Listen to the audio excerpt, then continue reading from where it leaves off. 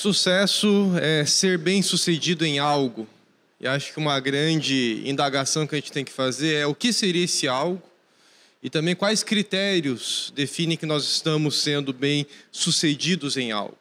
A gente pode olhar, por exemplo, que sucesso é ser bem-sucedido financeiramente, talvez seja ter uma conta corrente cheia de dinheiro, muito dinheiro investido na Bolsa de Valores ou em outros recursos que temos disponíveis, termos diversas propriedades, termos uma certa estabilidade financeira, sermos independentes financeiramente, termos dinheiro para investirmos em viagens, reformarmos as nossas casas.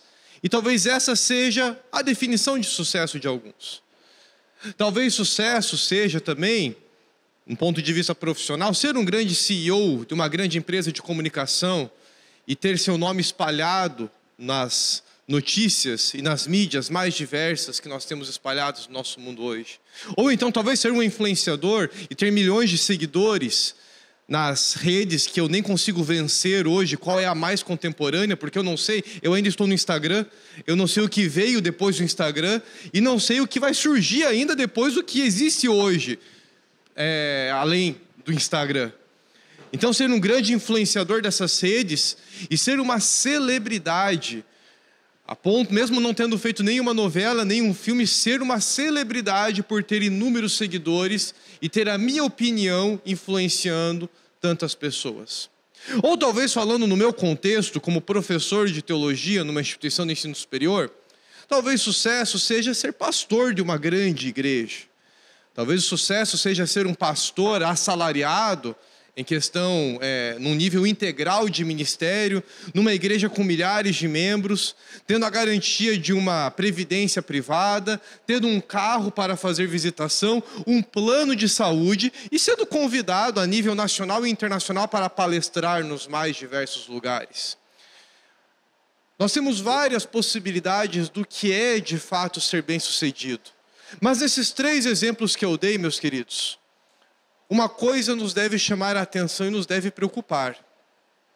O sucesso, esse ser bem-sucedido em algo, parece estar muito vinculado a um desejo que nasce no interior dos nossos corações. Nós temos uma vontade dentro de nós de grandeza. Nós temos uma vontade de sermos os melhores em algo, de sermos as pessoas que mais chamam a atenção em uma determinada área. E aqui eu vejo que é o grande problema quando nós tentamos juntar sucesso com vocação, com carreira, com trabalho. Nós temos um grande desafio aqui, porque a nossa mentalidade de sucesso numa sociedade contemporânea, conforme o pastor Novaes trouxe aqui, uma sociedade que tem cada vez mais relativizado conceitos. Nessa sociedade, o sucesso está muito associado a algo que nasce no fundo do nosso coração. Está muito associado a algo chamado ego. O nosso ego define o que é sucesso. O nosso interior, as nossas vontades, as nossas paixões definem o que é sucesso. Em todos esses exemplos, a vocação, a palavra vocação está atrelada com chamado. A vocação do que é sucesso, o chamado do que é sucesso, ele é feito pelo nosso coração apaixonado. E o nosso coração apaixonado deseja a grandeza. Só que ele deseja a grandeza segundo os seus critérios. Porque o ego, meus queridos, ego é um negócio complicado. Eu trabalho com juventude lá em Curitiba e trabalho com vocacionados na Faculdade Batista do Estado do Paraná, como coordenador de curso e como professor. E se tem algo que a gente tem trabalhado muito com essa geração, eu não sei se é dessa geração ou se é da geração antiga. Eu estou lidando com essa geração, então eu posso falar dessa geração. Se tem algo que a gente está precisando lidar e combater, é o ego. É o desejo de saciar as suas próprias paixões e vontades. É o desejo de ser grande, de ter uma vida recheada de elogios. Todos nós queremos ser reconhecidos pelos grandes feitos que realizamos. Todos nós queremos deixar um legado, e esse legado é o desejo de ser lembrado. Nós queremos ser lembrados pelas próximas gerações. Nós não queremos passar batido. Eu quero deixar a minha marca.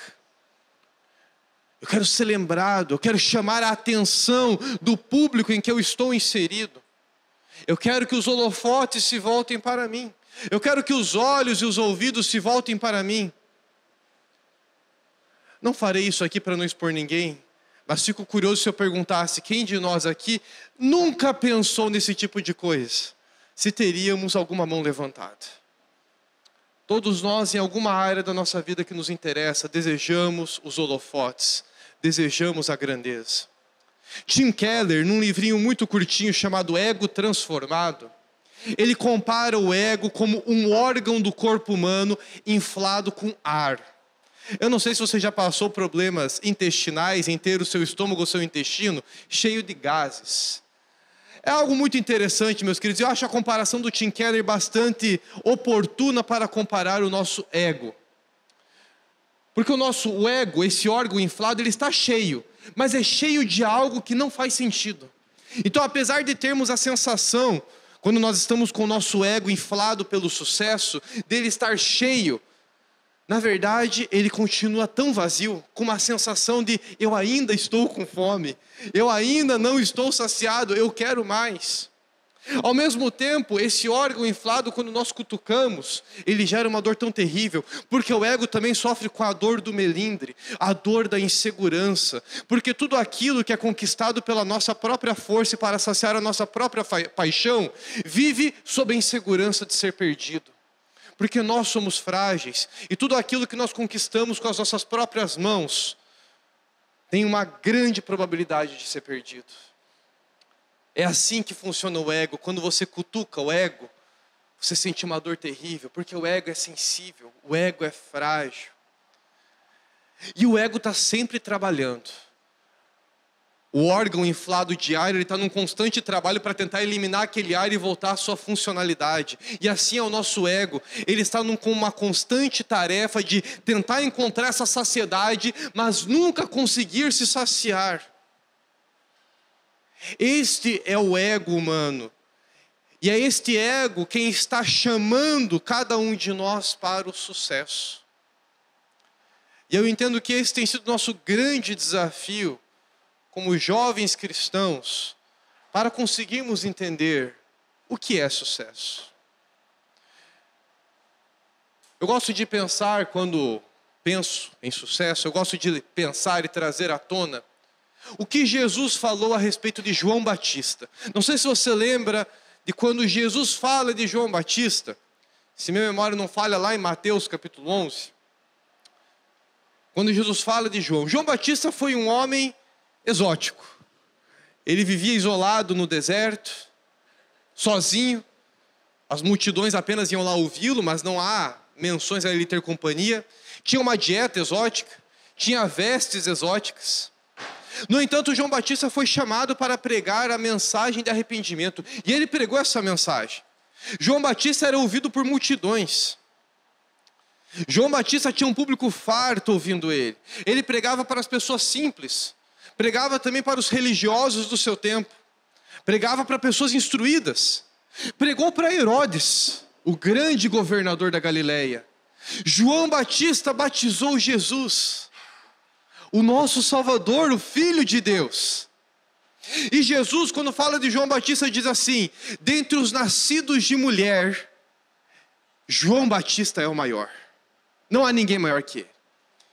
E talvez você pense, com toda essa apresentação, nossa, João Batista é um cara grande, ele foi um cara de sucesso. Mas, meus queridos, a história não termina ali. João Batista, apesar de ter uma multidão ouvindo ele, foi rejeitado pela maioria dessa multidão. Os mestres da lei não gostavam de João Batista. Os escribas não gostavam de João Batista.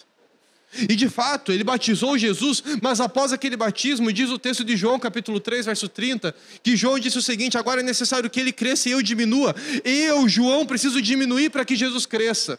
Eu não posso mais fazer sucesso. E ao final da sua vida, pregando para Herodes, ele é preso. E ele tem a sua cabeça decepada na prisão. E Jesus vai dizer de João Batista: de fato, dentre os nascidos de mulher ele é o maior, mas dentre os filhos do reino de Deus, ele é o menor.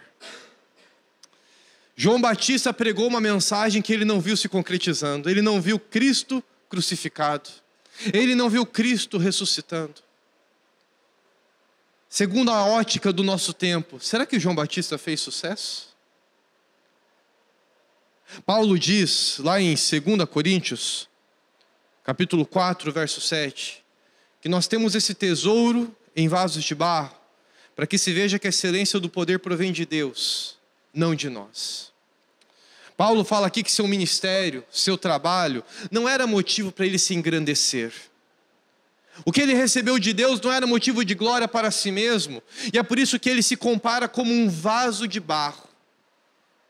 Um vaso frágil, mas que tem um tesouro valioso que ele recebeu da parte do Senhor. E eu vejo aqui, meus queridos, Paulo e João, dois indivíduos mergulhados numa ideia de sucesso que diverge da nossa.